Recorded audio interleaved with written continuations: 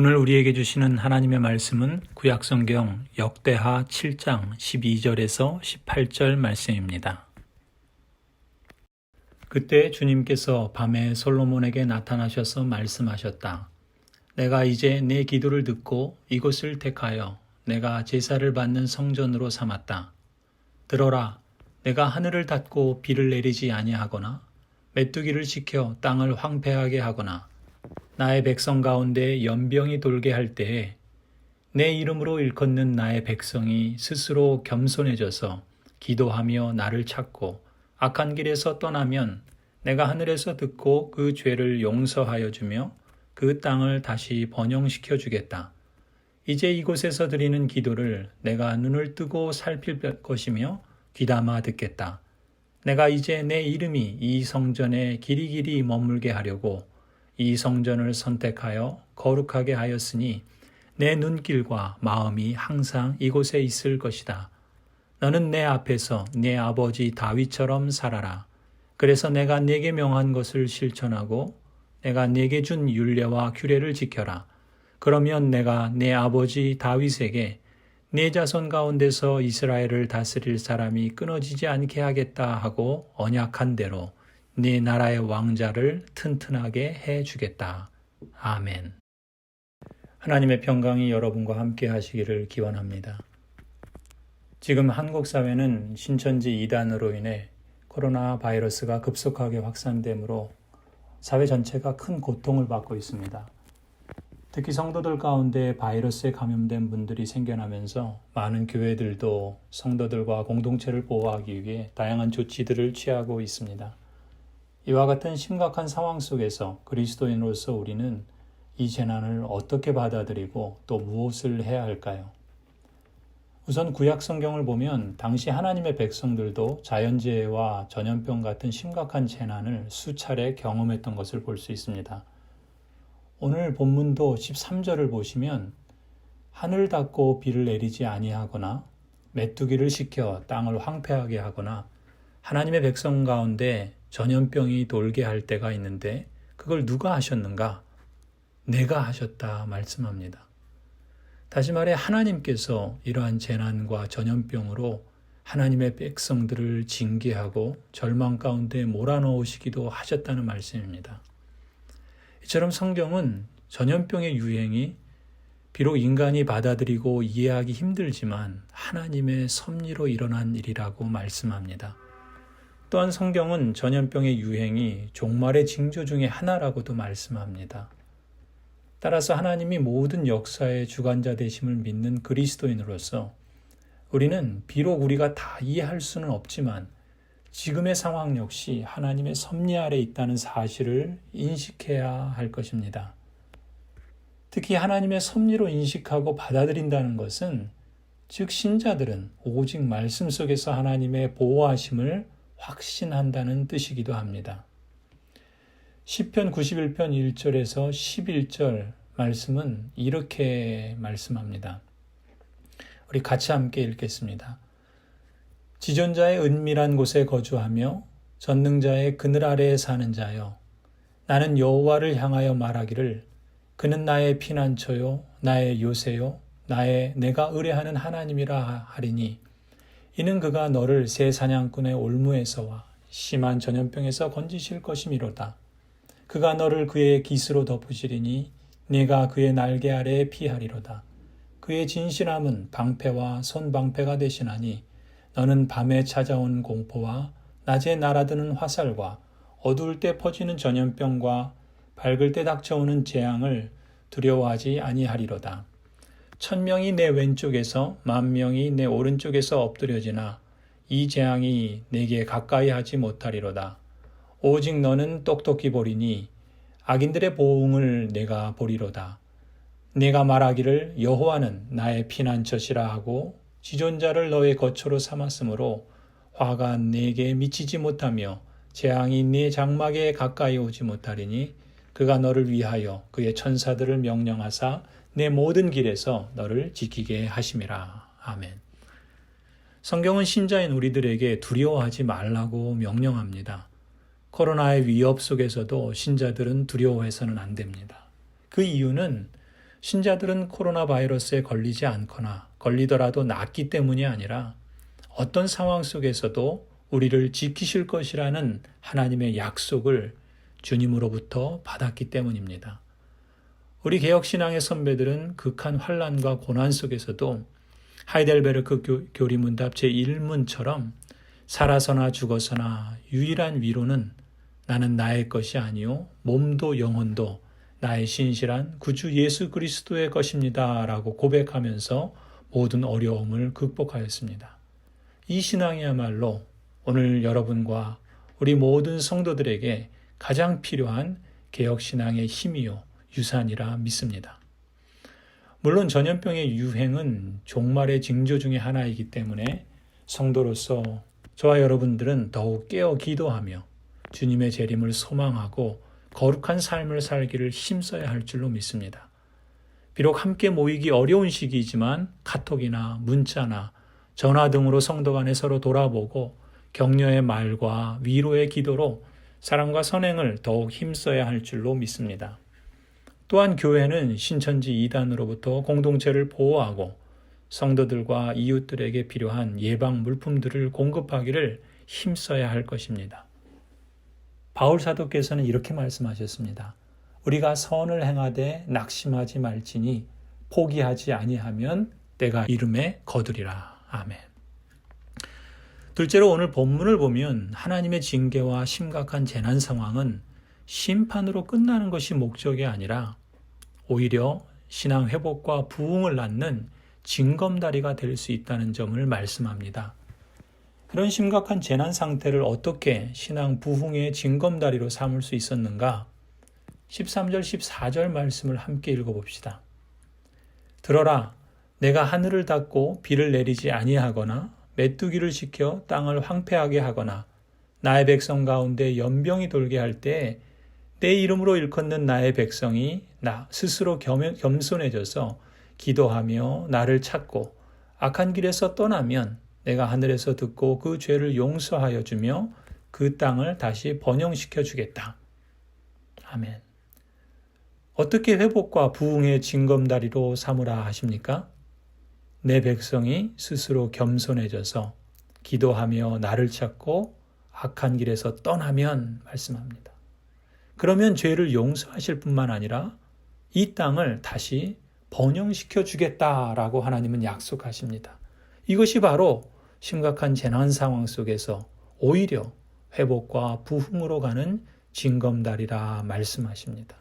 이 말씀에서 우리는 회복과 부흥을 위한 세 개의 징검다리를 찾을 수 있다고 봅니다. 첫 번째 징검다리는 14절 나의 백성이 스스로 겸손해져서입니다. 스스로 겸손해진다는 표현은 하나님의 백성으로서 우리 각 사람이 자신의 생각과 태도와 행위를 스스로 점검하는 것에서부터 시작됩니다. 여기서 중요한 것이 성전의식입니다. 15절에 이곳은 어디인가? 성전이죠. 또 16절에 이 성전은 어디인가? 당시 솔로몬 상황에서는 예루살렘 성전이죠. 하지만 신약의 성전은 어디입니까? 고린도전서 3장 16절 말씀처럼 여러분은 하나님의 성전이며 하나님의 성령이 여러분 안에 거하신다는 것을 알지 못합니까? 성전은 바로 여러분입니다. 곧 예수님을 믿고 성령이 그 안에 거하시는 사람, 바로 그 사람이 하나님의 성전입니다. 신약에서 성전은 더 이상 예배당, 이 건물, 이 장소가 아닙니다. 신자인 여러분 자신이 성전입니다. 이것이 신약 성경이 가르치는 참된 성전의식입니다. 이 예배당이 아니라 예수님을 믿는 신자 여러분이 하나님의 성전이며 성령 하나님이 그 안에 내주하여 계시는 신자 여러분이 바로 성전인 줄 믿습니다. 그런데 고린도전서 3장 17절을 보시면 누구든지 하나님의 성전을 더럽히면 하나님이 그 사람을 멸하시리라. 하나님의 성전은 거룩하니 너희도 그러하니라. 누구든지 하나님의 성전을 더럽히면 그럽니다. 이 말은 거룩한 성전인 신자라도 죄로 더럽혀질 수 있다는 뜻이죠. 신자라도 하나님의 나라가 임해서 하나님의 다스림을 받고 하나님의 뜻을 따라 순종할 때는 거룩한 성전으로 머무는데 하나님의 다스림을 받지 않고 자기 마음대로 자기 하고 싶은 대로 할 때는 거룩한 성전이 아니라 더럽혀진 성전이 되는 셈입니다. 신자로서 우리는 신분으로 볼 때 이미 하나님의 섭리와 통치 가운데 하나님의 나라에 들어와 있지만 실제적으로 볼 때 여러분의 삶은 하나님의 통치를 받을 때도 있고 그 통치에서 떠나 살 때도 있기 마련입니다. 고린도전서 3장 17절 말씀이 그런 상태인 거죠. 하나님의 통치를 받고 있을 때는 거룩한 성전이지만 하나님의 통치를 떠나 살 때는 더럽혀진 성전이 되는 겁니다. 따라서 첫 번째 징검다리, 나의 백성이 스스로 겸손해져서 이 말, 곧 우리 자신의 생각과 태도와 행위를 스스로 점검한다는 것은 나에게 성경이 가르치는 바른 성전의식이 있는가 점검해야 할 줄로 믿습니다. 특히 더럽혀진 성전이 아니라 하나님의 통치와 다스림 가운데 살아가는 거룩한 성전의식을 늘 인식하며 사는 것이 성도의 합당한 자세라 믿습니다. 이런 맥락에서 재난이나 전염병 같은 하나님의 징계는 대개 더럽혀진 성전을 깨끗게 하고 새롭게 하시기 위한 하나님의 섭리일 때가 많습니다. 이때 하나님의 백성들이 취해야 할 두 번째 바른 자세는 14절에 기도하며 나를 찾고입니다. 기도하며 나를 찾는 것, 이것이 회복을 위한 두 번째 징검다리입니다. 이와 관련해서 주목해야 할 말씀이 오늘 본문 역대하 7장 15절 16절 말씀입니다. 15절에 이제 이곳에서 드리는 기도를 내가 눈을 뜨고 살필 것이며 귀담아 듣겠다 말씀합니다. 하나님께서 이곳에서 드리는 기도를 눈을 뜨고 살피며 귀담아 듣겠다고 말씀하십니다. 여기서 이곳은 어디입니까? 성전이죠. 이것은 더 이상 구약식으로 건물로서 예배당이 아니라 바로 하나님의 성령이 거하는 성전, 곧 신자인 여러분 자신을 지칭합니다. 그러니까 하나님께서 눈을 뜨고 살피시며 귀를 기울여 귀담아 들으시는 성전이란 바로 신자인 여러분이 거룩한 성전으로 있을 때입니다. 따라서 무조건 예배당에서 기도한다고 하나님이 주목하고 귀 기울이시는 것은 아닙니다. 가령 신천지를 따르는 사람이 하나님의 성령이 거하지도 않는 사람이요, 하나님의 통치를 떠나 사는 더럽혀진 사람인데 그런 사람이 예배당에서 기도한다고 하나님께서 귀담아 들으시겠습니까? 신자도 마찬가지입니다. 거룩한 성전으로 있을 때, 즉 하나님의 나라가 임한 심령일 때, 하나님의 다스림 가운데 있을 때 하나님은 그 신자의 기도에 주목하고 귀 기울이시는 겁니다. 16절도 보십시오. 내가 이제 내 이름이 이 성전에 길이 머물게 하려고 이 성전을 선택하여 거룩하게 하였으니 내 눈길과 마음이 항상 이곳에 있을 것이다. 내 눈길과 마음이 항상 이곳에 있을 것이다 하실 때 이곳이란 바로 신자가 거룩한 성전으로 하나님의 다스림 아래 있는 상태, 그게 바로 16절이 말하는 이곳입니다. 하나님께서 여러분을 성전으로 택하신 것은 여러분 안에 길이 머물러 계시고자 함입니다. 여러분이 이처럼 하나님의 통치 아래 살아갈 때 하나님의 이름이 성전인 여러분 안에 길이 머물러 계실 것이며 또한 하나님의 눈길과 하나님의 마음이 이곳 즉 거룩한 성전인 여러분 안에 항상 있을 것이라 약속하십니다. 그러나 여러분이 만일 더럽혀진 성전처럼 살아간다면 죄를 미워하시는 거룩하신 하나님께서 그런 신자를 만나고 교제하기란 어려운 것이겠죠. 여러분이 만일 하나님의 통치에서 떠나 산다면 아무리 예배당에서 기도한다고 해도 하나님은 주목하지 않으시고 귀를 기울이지도 않으실 겁니다. 참되고 거룩한 성전의식을 가진 신자라면 이렇게 자신의 기준과 방향이 거룩하신 하나님의 뜻에 비추어 합당한가 늘 돌아보고 겸손한 마음으로 참되신 하나님께 기도하며 하나님의 뜻과 다스림 가운데 주님을 찾을 것입니다. 진정한 회복과 부흥을 위한 세 번째 징검다리는 14절 악한 길에서 떠나면입니다. 다시 말해 나의 행동을 수정하고 행위를 바꾸는 겁니다. 참되고 거룩한 성전의식을 갖는 신자는 자신의 삶에서 끊임없이 하나님의 통치로 복귀하겠다는 뜻을 품고 결단합니다. 하나님이 나를 다스리도록 허락하지 않고 내 마음대로 살았던 것을 뉘우치고 이제 다시 하나님의 뜻과 요구를 따라 살면서 주님 안에서 변화의 열매들을 맺는 데 힘쓰는 겁니다. 이게 바로 회개이고 또 회개에 합당한 열매를 맺고자 하는 것이죠. 회개에서 가장 중요한 것은 회개의 합당한 열매를 맺는 부분입니다. 회개에 합당한 열매를 맺기 위해서 우리에게 실제적인 지침이 바로 주님께서 가르쳐 주신 기도입니다. 주기도문의 앞에 3개는 하나님과 관련된 기도이고 뒤에 3개는 우리 자신과 관련된 기도인 걸 아실 겁니다. 또한 6개의 기도문 모두는 간구와 서원 두 측면이 있다고 말씀드렸죠. 이름이 거룩히 여김을 받으시오며 나라가 임하시오며 뜻이 하늘에서 이룬 것 같이 땅에서도 즉 내 삶에서도 이루어지이다. 하나님에 대해서 내가 해야 하는데 하지 않은 것이 없는가? 또 하지 말아야 하는데 한 것은 없는가? 그것을 회개하고 고치는 겁니다. 또 우리 자신에 대해서도 마찬가지이죠. 가령 오늘 우리에게 일용할 양식을 주시옵고 일용할 양식의 문제는 오늘 우리식으로 말하면 뭐겠습니까? 돈 문제이고 물질에 대한 나의 자세와 태도를 말합니다. 현대는 자본주의, 물신주의 사회이기 때문에 돈이 모든 것을 지배하죠. 그리스도인의 삶도 마찬가지입니다. 그런 사회에서 살지만 돈이 나의 주인이 아니라 하나님이 나의 주인입니다. 이런 고백에 걸맞게 내가 해야 하는데 하지 않은 것이 없는가? 하지 말아야 하는데 한 것은 없는가? 구체적인 실천으로 합당한 열매를 맺으며 사는 것이죠. 또 우리가 우리에게 죄 지은 자를 사하여 준 것 같이 우리 죄를 사하여 주시옵고 이 기도는 일상생활에서 벌어지는 관계 문제들에 대해서 간구하고 또 서원하는 것이죠. 가령 부부관계에서 내가 해야 하는데 하지 않은 것은 없는가? 또 하지 말아야 하는데 한 것은 없는가? 기도할 뿐만 아니라 합당한 실천으로 바꾸어가는 겁니다. 부모 자식 관계도 마찬가지고요. 교우 관계, 이웃이나 친구 관계도 마찬가지고 또 일터에서 노사 관계나 손님과의 관계에서도 적용할 수 있겠죠.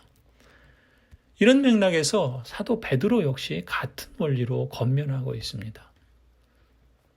베드로전서 4장 7절에 보시면 만물의 마지막이 가까운 이때 신자가 힘써야 할 것이 있는데 정신을 차리고 삼가 조심하여 기도하는 것이라 말씀합니다. 그리고 이어서 그 다음 뭐라고 권면합니까? 베드로전서 4장 8절에서 10절을 보시면 8절에 무엇보다 먼저 뜨겁게 서로 사랑하라. 9절에 불평 없이 따뜻하게 서로 대접하라. 10절에 각각 받은 대로 서로 봉사하라. 사도 베드로의 말씀에 의하면 기도한다는 것은 기도로 행동을 대신하겠다는 것이 아니라 기도한 만큼 곧 행동하겠다는 것입니다. 기도하는 사람은 누구보다 먼저 뜨겁게 서로 사랑하고 따뜻하게 서로 대접하고 받은 대로 서로 봉사하는 사람입니다. 서로 사랑, 서로 대접, 서로 봉사는 뭐겠습니까? 이게 바로 회개에 합당한 열매인 셈이죠. 설교를 마무리합니다. 하나님은 역대하 7장 13절 14절에서 이렇게 말씀하십니다. 들어라, 내가 하늘을 닫고 비를 내리지 아니하거나 메뚜기를 시켜 땅을 황폐하게 하거나 나의 백성 가운데 연병이 돌게 할 때 내 이름으로 일컫는 나의 백성이 스스로 겸손해져서 기도하며 나를 찾고 악한 길에서 떠나면 내가 하늘에서 듣고 그 죄를 용서하여 주며 그 땅을 다시 번영시켜 주겠다. 하나님의 택하심을 받은 사랑하는 성도 여러분, 지금이 비록 사회적으로 심각한 재난 상황이라 할지라도 우리는 이 때를 회복과 부흥으로 나아가는 징검다리로 삼으십시다. 나에게 성경이 가르치는 바른 성전의식이 있는가 점검하십시다.